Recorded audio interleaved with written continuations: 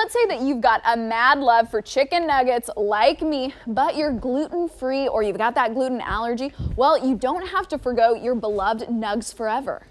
That's right, we got Todd Johnson from Strips Chicken in Olathe here to show us how to make their gluten-free honey-kissed nuggets. Now, first off, welcome to Better Kansas City. Well, thank you. And did you go into the chicken business thinking, I'm going to make a name for myself making gluten-free chicken nuggets and chicken tenders? No, a lot of my friends that were gluten-free they had cheat days and stuff like that, so they weren't really taking it very seriously.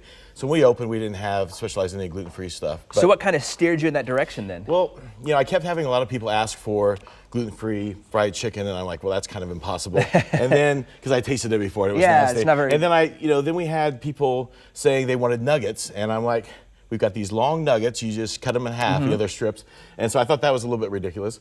But then I had people wanting something a little more sweet, like that major chicken sandwich place, because our strips were savory. So I'm like, if I can get gluten-free, and I can get it to be sweet a little bit, and I can get nuggets, and we can kill all those three birds, we'll do something. We'll be on to something. Right. So 108 tries later, we came up with our gluten-free nuggets. So it only took you 108 times. So you're going to show us once, though, not 108 times. Right, so let's go ahead and get started here. What all have you got laid out in front of us? Okay, so I want to talk about the chicken first. Okay. So having quality chicken is very important, and with gluten-free frying or any frying, you want to make sure that you're not over frying it and getting it really tough. So a lot of people are using these tenders, or some people call them fingers, but tenderloin strips. But they actually have a tendon in the center of them, and so they're not, and they're really thick on one end and thin on the other. So when you're frying them, the only place you're actually getting cooked correctly is the center of the thick part.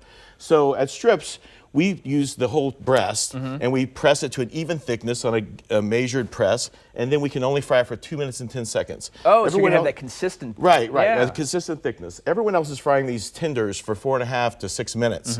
So because of that, they're losing all their flavor and overcooking a large portion of the tender. Okay. So the other thing is we don't use, when we're talking about breast, we don't use these jumbo breasts with the white stripes. If you see these in the grocery store, try to avoid these. These are going to be really tough. You can just feel how tough they are. So we're using a much smaller breast that doesn't have those white stripes in it. And then I didn't want to splatter chicken all over your deal, so that's fine. We're putting it in here. We have a press in the kitchen, and this is how we do it. But hammer time. Yeah. So we get them down to kind of an even thickness. And then we're going to cut it up. Got that big knife, so I'm going to let you do whatever you want to do. Right. And I'm just going to kind of go over here. So we cut that into some strips here. And here at Strips, we're doing about 4.5, or about 3/4 of an ounce each. Okay. And then after we cut it, we want to make sure that we wash it off thoroughly, because if you allow any oil to be in your batter or your breading or on your chicken, that allows a pathway for the oil to get through from the fryer into your chicken. Okay. So you always want to wash it really good. I think that's a step that a lot of people miss out on. No, you're exactly right, because I was just thinking when I do this at home, you go right either into the egg bath or to the buttermilk before you go into the flour material. Yeah. And so one of the epiphanies I discovered when cooking gluten-free chicken was I wanted to make sure I didn't put too much breading on it. Yeah. Because it's, the breading is a little bit gummy, regardless of what breading you use. The gluten-free breading is a little bit gummy, and it's not, universally acceptable. After you've been gluten-free for a while, you might get used to it, but no one else likes it. So this is actually, our next step is a water bath that is seasoned. It's got some honey in it. Okay. And it's got lots of seasoning, because you're just putting a very thin coating on. Okay, so that's where you're getting the honey flavor from. Then what's in the batter So here this is the gluten-free breading. Okay. And it's a gluten-free flour. So what do they use instead of the wheat for the flour? Is it like an almond-based, or is it? No, now I just released a sorghum-based flour. Sorghum-based, yeah. okay. So this is just new as of last Friday. Oh, wow. We've been working on it for a year. It's grown in western Kansas, sorghum, and ground in western Kansas. Oh, wow. But typically it's a rice flour, tapioca flour, and xanthan gum. So and that's this product here? Yeah. Okay, It's Todd's Awesome Amazing. Gluten-free frying flour. So it's specialized for frying, because sorghum is a sustainable agricultural product. It doesn't require a lot of water. It doesn't need to be irrigated. It's grown in Africa a lot because they have such high temperatures. Oh, okay. So this is Kansas-grown sorghum, but it's more coarse. So because it's more coarse, you wouldn't have it for baking, but most gluten-free flours are engineered for baking. They want it to be light and fluffy. Yeah. That's not great for frying.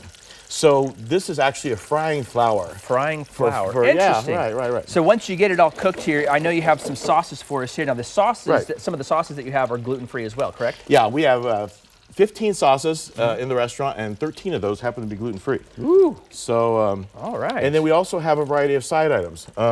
If you want, so here's the nuggets. Some fried pickles and some nuggets nuggets here? Yeah, we have fried pickles and jalapenos that are Okay. gluten-free. Now, we don't dip those in the honey sauce? wash. Yeah, we just put those directly into the flour. Okay. And you can season this flour, you can season this water very heavily because you're putting a very light coating. Very thin coating on it, And the sure. flour is more expensive than the chicken, so you might as well just load them up on chicken. Yeah. So. Real quick, we gotta Okay. go here pretty quick. But also, I wanted to ask real fast about the homemade donuts that you guys have. Do you serve those with your chicken, or is that? Yeah. With, okay. Yeah, they're not gluten-free, Okay. but they are cooked to order. And if you are gluten-free, just tell us, and we'll substitute a nugget in place of the donut. All right. Well, guys, yeah, I know we don't have smell-o-vision, but this smells fantastic in here this morning. I know everybody will agree with that. But Todd, thank you very much for being here. Thank you for. Can I try one of your nuggets here? Sure. Which? So this is our.